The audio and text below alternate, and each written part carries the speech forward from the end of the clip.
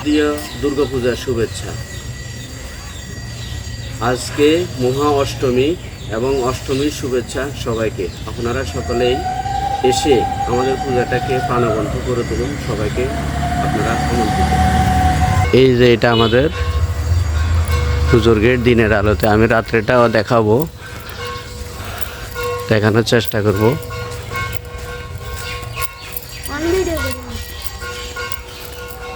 এখানে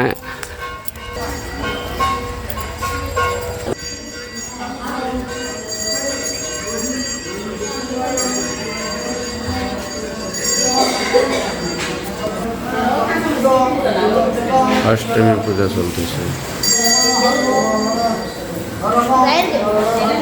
দেখেন বন্ধুরা, দুর্গা পূজার অষ্টমী পূজা চলতেছে।